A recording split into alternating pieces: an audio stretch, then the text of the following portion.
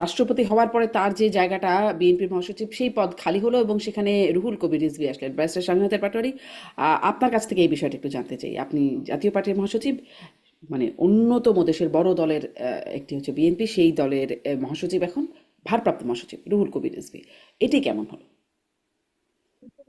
অত্যন্ত প্রজ্ঞাবান রাজনীতিবিদ এবং অত্যন্ত পোর খাওয়া তার সুদীর্ঘ রাজনৈতিক হিস্ট্রি পড়লে আমরা বিমুগ্ধ হই।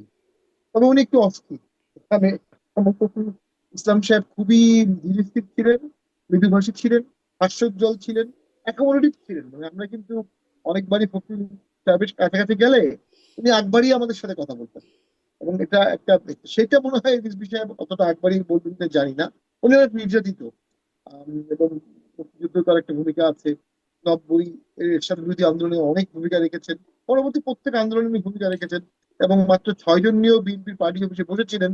একবার ওই যে শাল, হুম। গরমের সময় একটা শাল নিয়ে এসে ভারত বিরোধী শাল আগুন দিয়ে দিলেন। আপাত দৃষ্টিতে উনি তীব্র বিরোধী ভূমিকাই পালন করেন কথাবার্তায়।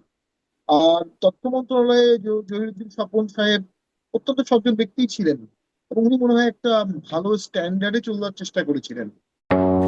স্টার্ট।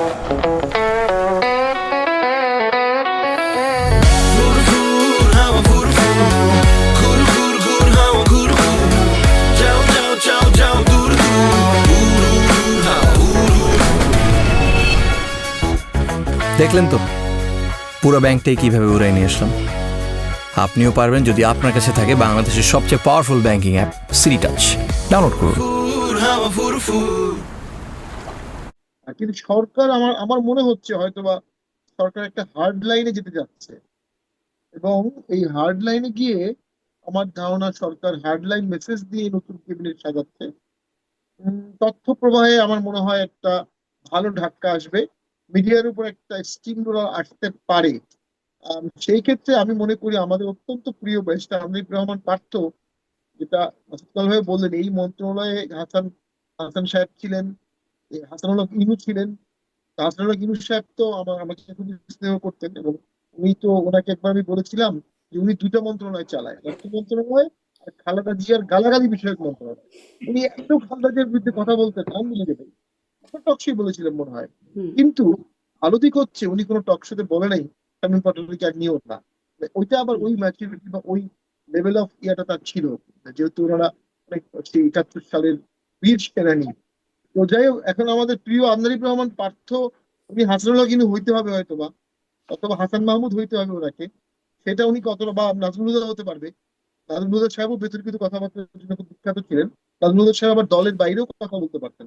দল কিন্তু, ওনার দল যখন কেয়ারটেকার গভর্নমেন্টের বিরুদ্ধে, নাজমুল হুদা কিন্তু তখন কেয়ারটেকার গভর্নমেন্টের পক্ষে। উনিও ভিন্ন মতের রাজনীতিবিদ। সেখানে আমার মনে হচ্ছে সরকার হয়তো বা সেন্সিটিভ কিছু মন্ত্রণালয়ে হার্ড লাইনে যাওয়ার চিন্তা করছে।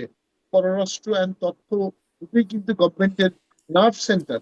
এই নার্ভ হুম। সেন্টারের রদবদলটা একটু সি কি মেসেজ নিয়ে তাদেরকে মন্ত্রী করা হয়েছে, এটা আমরা দেখতে যাচ্ছি সামনে কি হয়।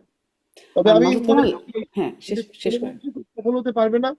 তো তারা সফল হোক এই কামনা করি। দেশের স্বার্থ রক্ষা করুক এবং বাক স্বাধীনতা মুক্ত থাকুক।